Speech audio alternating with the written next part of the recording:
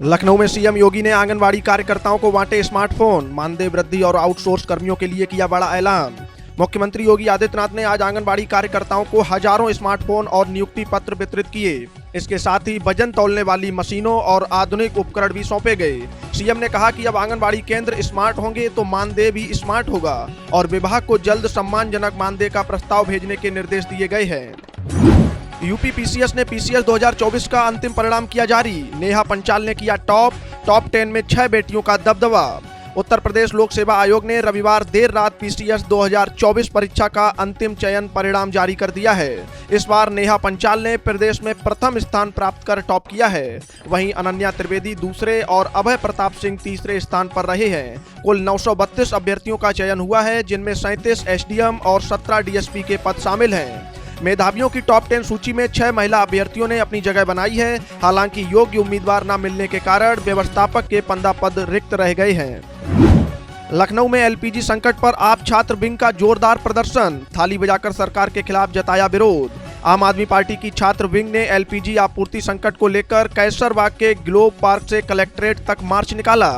इस दौरान छात्रों की पुलिस से नोकझोंक भी हुई। प्रदर्शनकारी छात्र हाथ में थाली लेकर खाली थाली, बंद किताब और जिम्मेदार नरेंद्र साहब के नारे लगा रहे थे।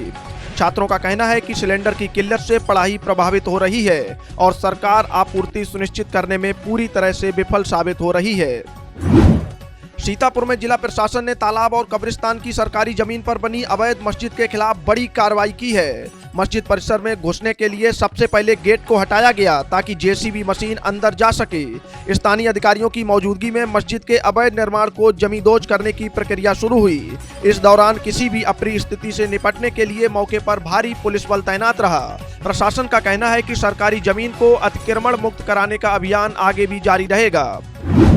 लखनऊ में मुख्यमंत्री योगी आदित्यनाथ ने आज जनता दर्शन में सुनी जन समस्याएं, अधिकारियों को दिए सख्त निर्देश। मुख्यमंत्री योगी आदित्यनाथ ने आज सरकारी आवास पर प्रदेश भर से आए लोगों की समस्याएं सुनी। सीएम ने फरियादियों से मिलकर उनके प्रार्थना पत्र लिए और त्वरित निस्तारण का भरोसा दिया। अधिकारियों को निर्देश दिए गए कि जन समस्याओं के समाधान में लापरवाही बर्दाश्त नहीं होगी। जमीनी विवाद और पुलिस से जुड़ी शिकायतों पर तत्काल सख्त कार्रवाई के आदेश दिए गए हैं। कानपुर में अगरबत्ती फैक्ट्री में लगी भीषण आग, दमकल विभाग ने पाया काबू, कोई जनहानि नहीं। कानपुर में आज एक अगरबत्ती फैक्ट्री में अचानक आग लग गई। फैक्ट्री से धुएं का गुबार उठता देख हड़कंप मच गया और आनन फानन में दमकल विभाग को सूचना दी गई। मौके पर पहुंची दमकल की कई गाड़ियों ने कड़ी मशक्कत के बाद आग पर पूरी तरह से काबू पा लिया है। गनीमत रही कि हादसे के समय फैक्ट्री में कोई मौजूद नहीं था, जिससे बड़ी अनहोनी टल गई। अभी आग लगने के सटीक कारणों की जाँच की जा रही है। अयोध्या में हनुमानगढ़ी मंदिर में उमड़ी श्रद्धालुओं की भारी भीड़, शुक्ल द्वादशी पर विशेष पूजा अर्चना। अयोध्या स्थित ऐतिहासिक हनुमानगढ़ी मंदिर में आज शुक्ल द्वादशी के पावन अवसर पर बड़ी संख्या में भक्त पहुंचे। दूर दराज से आए श्रद्धालुओं ने कतारबद्ध होकर भगवान हनुमान के दर्शन किए और विधि विधान से विशेष पूजा अर्चना की। मंदिर परिसर में सुबह से ही जय श्री राम और जय बजरंगबली के उद्घोष से पूरा वातावरण भक्तिमय हो गया। प्रशासनिक व्यवस्था के तहत मंदिर में प्रदर्शन के लिए पहुंचे भक्तों की सुरक्षा और सुगम दर्शन के लिए विशेष इंतजाम किए गए हैं। मथुरा में दिल्ली आगरा हाईवे पर अनियंत्रित होकर ट्रैक्टर से लदा हुआ ट्रक पलटा, स्थानीय युवक की सूझबूझ से 3 की बची जान। मथुरा में दिल्ली आगरा हाईवे पर माल से लदा एक ट्रक अनियंत्रित होकर सड़क से बाहर लटक गया। बताया जा रहा है कि चालक को नींद आने के कारण वाहन का संतुलन बिगड़ गया, जिससे वह हाईवे के किनारे हवा में लटक गया। इस हादसे में 3 लोग केबिन में फंस गए थे, जिसे एक स्थानीय ऑटो चालक शिवम ने रस्सी की मदद से सुरक्षित बाहर निकाला। फिलहाल क्रेन की सहायता से वाहन को हटाने का प्रयास किया जा रहा है, जिससे हाईवे पर यातायात कुछ देर के लिए बाधित रहा। गनीमत रही कि इस दुर्घटना में कोई जनहानि नहीं हुई है। अयोध्या में रामलला के दर्शन को पहुंचे राज्यसभा सांसद उपेंद्र कुशवाहा, परिवार के साथ की विशेष पूजा अर्चना। राज्यसभा सांसद और राष्ट्रीय लोक मोर्चा के राष्ट्रीय अध्यक्ष उपेंद्र कुशवाहा आज अयोध्या पहुंचे। अपने परिवार के साथ राम मंदिर में दर्शन किए। उन्होंने मंदिर की भव्यता की प्रशंसा करते हुए कहा कि यहां आकर बार बार आने की इच्छा होती है। इससे पहले वे प्रधानमंत्री द्वारा मंदिर के उद्घाटन के समय भी उपस्थित थे। मंदिर परिसर में दर्शन के बाद उन्होंने बिहार की राजनीति पर भी अपनी बात रखी। उन्होंने तेजस्वी यादव के आरोपों को हताशा का परिणाम बताते हुए खारिज कर दिया और कहा कि बिहार में चाहे जो भी मुख्यमंत्री बने, शासन का मॉडल नीतीश कुमार वाला ही रहेगा। प्रयागराज में पीसीएस मुख्य परीक्षा का दूसरा दिन, कड़ी सुरक्षा व्यवस्था के बीच परीक्षा जारी। प्रयागराज में पीसीएस मुख्य परीक्षा 29 मार्च से 1 अप्रैल तक 2 पालियों में आयोजित की जा रही है। शिव चरण दास कॉलेज में परीक्षा के लिए कड़ी सुरक्षा व्यवस्था की गई है, जहां प्रवेश से पहले छात्रों के एडमिट कार्ड और बायोमेट्रिक उपस्थिति की जांच की जा रही है। नकल रोकने के लिए स्मार्ट डिवाइस, धातु की वस्तुएं और सिक्कों पर पाबंदी लगाई गई है। परीक्षा में शामिल हो रहे छात्र अपने करियर को लेकर काफी उत्साहित दिखे और सुरक्षा के कड़े मानकों का पालन करते हुए परीक्षा केंद्रों में प्रवेश किया। रायबरेली की बेटी अनन्या त्रिवेदी ने पीसीएस में हासिल की दूसरी रैंक, डिप्टी कलेक्टर बनकर पूरा किया सपना। पीसीएस 2024 की परीक्षा में रायबरेली की अनन्या त्रिवेदी ने प्रदेश में दूसरी रैंक हासिल कर जिले का मान बढ़ाया है। अनन्या ने अपने पहले ही प्रयास में यह बड़ी सफलता हासिल की है। अपनी कामयाबी का श्रेय उन्होंने अपनी मां और मामा को दिया है, जिन्होंने पढ़ाई के दौरान उनका पूरा मार्गदर्शन किया। उन्होंने बताया कि वे रोजाना 8 से 10 घंटे तक पढ़ाई करती थी और अब उनका लक्ष्य यूपीएससी में भी सफलता हासिल करना है।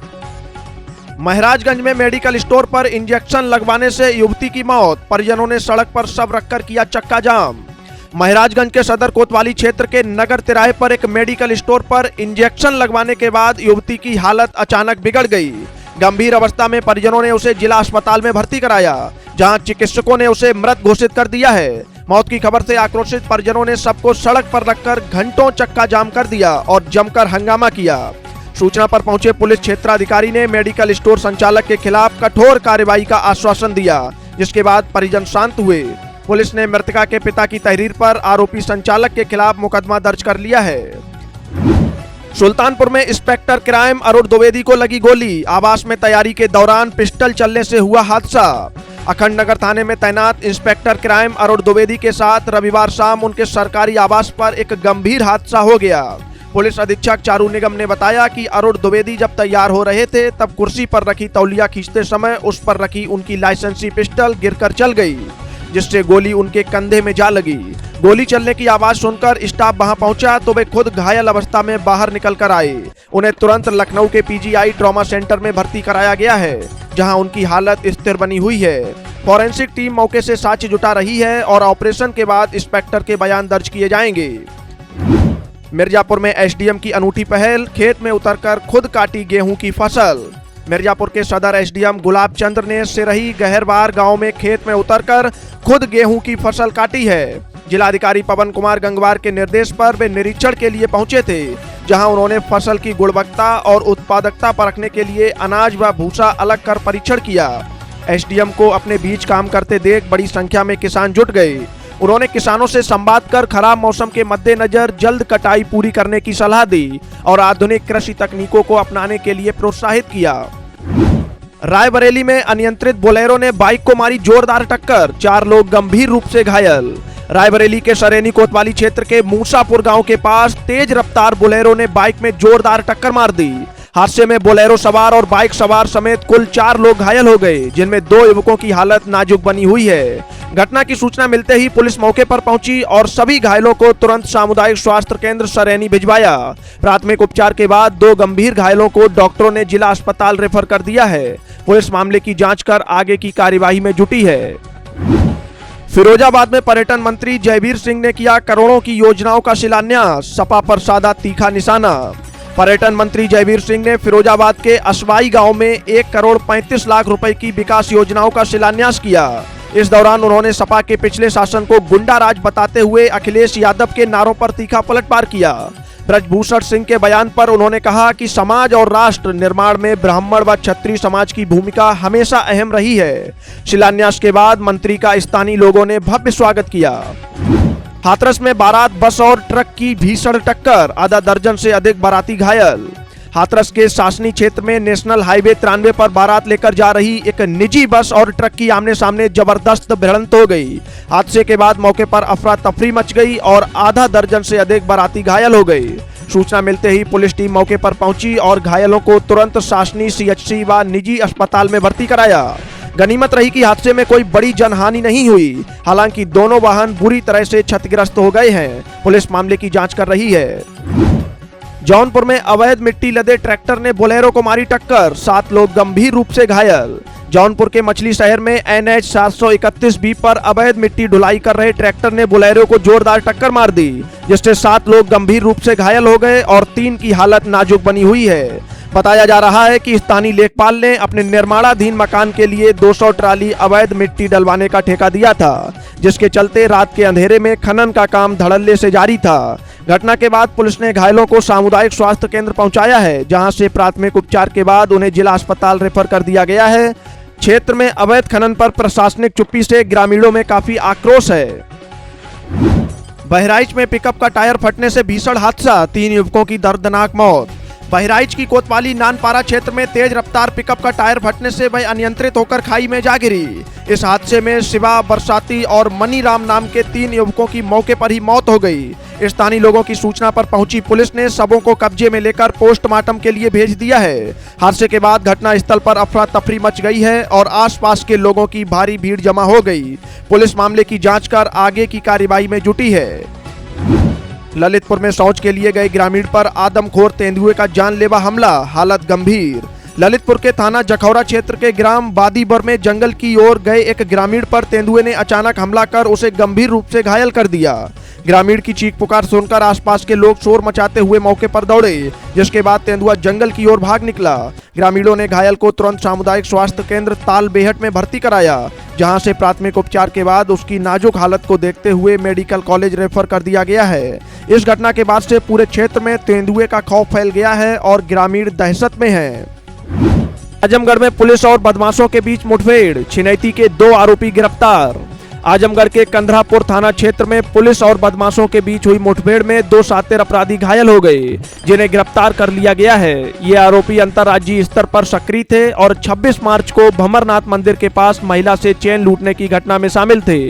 पुलिस ने जब इन्हें रोकने का प्रयास किया तो बदमाशों ने फायरिंग कर दी, जिसके बाद जवाबी कार्रवाई में दोनों के पैर में गोली लगी। इनके पास से अवैध तमंचे, कारतूस, लूटी गई चेन और मोटरसाइकिल बरामद हुई है, जबकि इनका एक साथी मौके से फरार हो गया है। कन्नौज में मंत्री असीम अरोड़ की सख्ती, दफ्तरों में लेट लतीफी पर लगाम। कन्नौज में कैबिनेट मंत्री असीम अरोड़ ने सुबह 10 बजे कलेक्ट्रेट का औचक निरीक्षण किया, जहां ज्यादातर कार्यालय अध्यक्ष उपस्थित मिले। हालांकि ट्रेजरी ऑफिसर गैर हाजिर पाए गए हैं। मंत्री के साथ अन्य प्रतिनिधियों ने जिला अस्पताल और ब्लॉक सहित कई सरकारी दफ्तरों का रियलिटी चेक किया।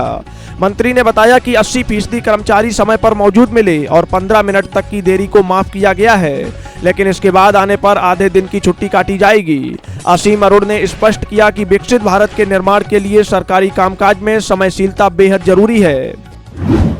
हाथरस में सरकारी अध्यापक के घर बड़ी चोरी, चोरों ने किया हाथ साफ।